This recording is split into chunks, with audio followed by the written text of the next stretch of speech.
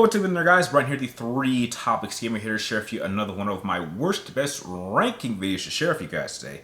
Now that I've recently had a chance to upload my review of the latest installment in the John Wick film franchise, I thought that since that film might be the last entry in that series, now would be a perfect time to do my own personal ranking of the primary four films in the incredible John Wick film franchise. So if you do happen to enjoy this ranking by the end, please do not forget to like, share, and subscribe to keep track of me on my future videos. And if you have any ideas for future ranking videos or reviews or reaction ideas, let me know in the comments down below and I'll try to get this up as soon as I can. Now, before I get into my ranking, I would just like to state this right now. I do not think that any of these films are bad, okay, mediocre, great, or just average. All of these films are incredible action films. I think if I could do a grade rating on all of them, it would rank from like an A- to an A+. All of these are some of the best action films that have come out over the last decade.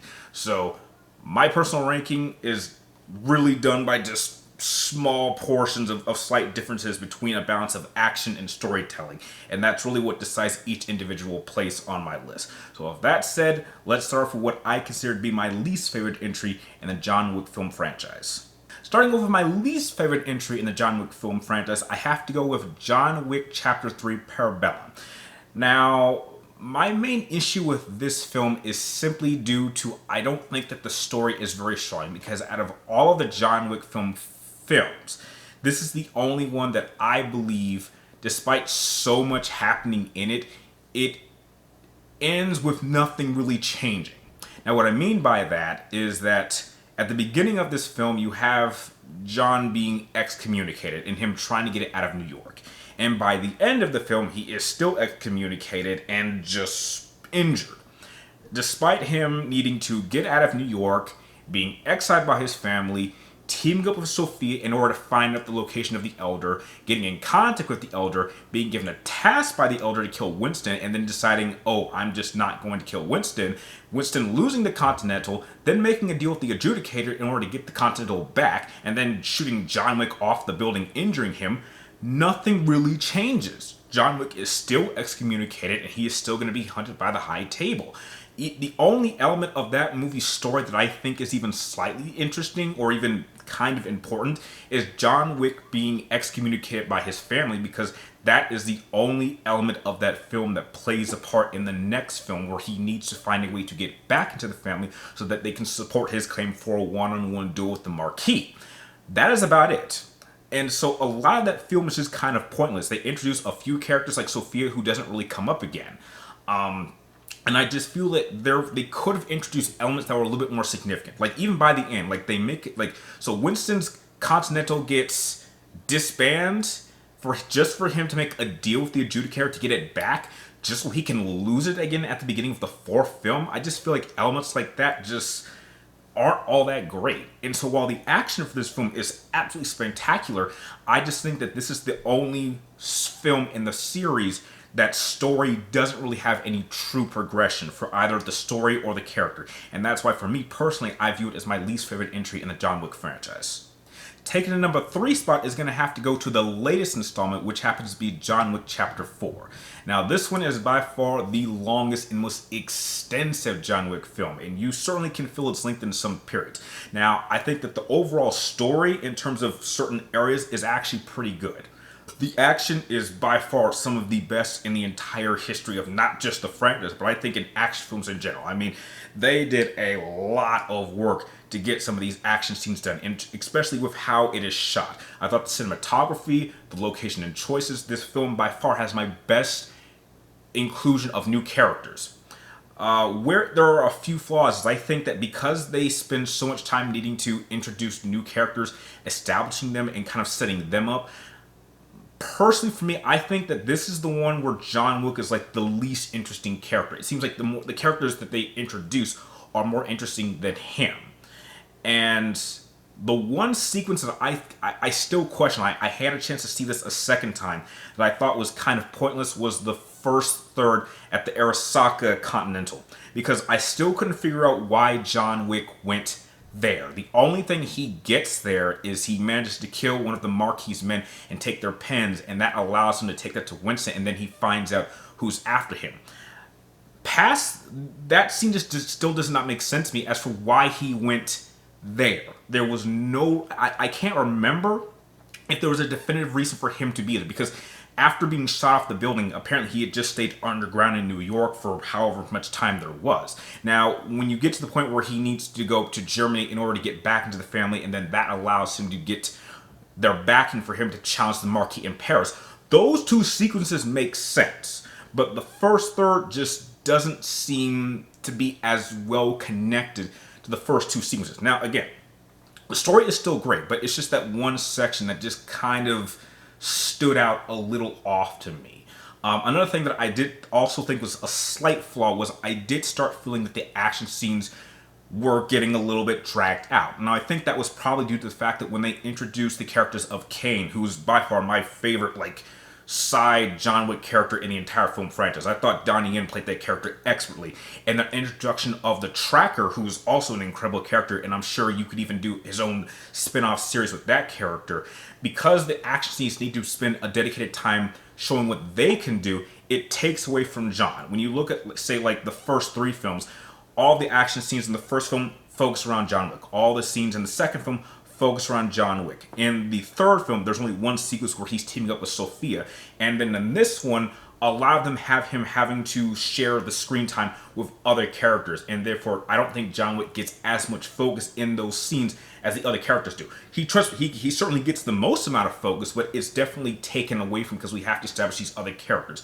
And then by the end, I was very satisfied with the ending because by that point, I just don't really know where you could go with the character. Now, there has been, at the time of this recording, there is talk that they want to do a fifth one, but Keanu Reeves just wants to take a break and maybe do other things before he considers coming back. I'm sure we might get a fifth one, but if we did do a fifth one, I just personally at this point don't see what we could do with the character. I think that the ending that we got with the fourth film was just fine and a good way to kind of close out the franchise before it feels like it's stayed its welcome a little bit too long. But despite my issues with the first third of this film, which, trust me, it's still a beautifully shot, beautifully filmed, story's fine, that first third and some of the extension of the action scenes, this is still an incredible film and a great conclusion to the John Wick story, at least for his character. And that's why I would place it number 3 on my list. Going on with my second entry in the franchise, I'm actually going to go with the very first John Wick film. I think there's something to be said when you have a story that it may not have the best action, and to its core, it has by far the simplest story. But I think that having a very, very even bare bones, easy to follow story with some solid action is a good balance. Therefore, to me, this film does not have any real flaws. I mean, the story of a former assassin whose wife recently died, who gets this puppy, who gets beat up, gets the dog killed, and then wants to get revenge against, this gangster's son, and then tries to do everything he can to kill him. And then I thought that was just it's a very, very simple but effective way to not only tell your story, and then Keanu Reeves actually seeing him in action scenes like this for the first time was very, very surprising. I mean, by the fourth film, we've seen what Keanu Reeves can do as a character, and so we know what John Wick is capable of. But seeing this for the first time and seeing just how good he is in these scenes was a complete surprise to me. This film, from the outside, seems like it's like one of those straight to DVD films, and then when you see it, it is a far better film than I think any of us could imagine. I think that when this film first came out, no one would have believed that this would have extended to being the incredible action franchise that it has become. And therefore, this one always really stood out to me. I thought that the side characters and even the main villain was very, very good. I would even say the main villain in this one is probably my favorite villain in the entire franchise, because I think out of all the main villains, he's the only one that ever actually confronts and engages John Wick himself. I don't think the other ones do, or they're more like puppet masters, or they send their lackeys to do their killing for them, and they don't like to do the killing themselves. I mean, I think the Marquis only killed Karen in the fourth film, and that was only when he, as a message. But other than that, I think that the other main antagonists weren't very strong characters, and that's why the first one is typically my favorite. And I just think having a very simple plot with good action was a good balance, and therefore this film for me doesn't really have any it doesn't have any real flaws to me, which is why it's by far my second and most balanced entry in the John Wick franchise, at least in my eyes. Now that leaves only one entry left in this list, and therefore by far my favorite John Wick film of all time has to go to John Wick Chapter 2. I think that with the surprise success of the first one, they felt like they needed to elevate everything from the first film, and they absolutely managed to succeed in terms of not only the action set pieces, the character development for John Wick's character, and in terms of elevating the amount of quality of the action set pieces and locations. This is the one where it really started extending the world of the table and where I find it the most interesting. I think that the introduction of Santinos and him bringing the marker to John was a major character element, because I don't even think to this day we know exactly what the impossible task was for John in order for him to make the deal to give the marker to Santinos, knowing that this might come back to haunt him. So the fact that this is an element that was not necessarily established, but it gives us some depth into the backstory of John Wick as a character. And then to kind of see the different areas that we went to, this is where I really think that the franchise was starting to get its identity. And from the third film and the fourth film, they started kind of imitating the things that started happening in the second film. The first film was very, very basic and it felt very localized. But this is the one where we're actually starting to kind of extend our reach. And the third and fourth film would just kind of follow this and just be a little bit bigger and like grander. But it all, to me, really started here. This is where I think the franchise, in my opinion, was at its absolute peak in terms of storytelling. And for someone like me, as fantastic and as grand as the action in 3 and 4 are, and they have some really great story elements, I think that for me personally, this one had the strongest story. And by the end, when John Wick actually kills Santinos, that is what is going to have major consequences, and that has a grand amount of character development for John Wick as a character. And that's why this is really, for me, the one where I enjoy John Wick as a character the most, which is why the second one has always and still remains my favorite entry in the John Wick franchise. So that is my ranking of all 4 entries in the John Wick franchise. Now that if you've seen all 4 of these films, how would you rank them and tell me why? Let me know in the comments down below. And like always, I want to thank you guys for watching. You're awesome, and I will see you all next time.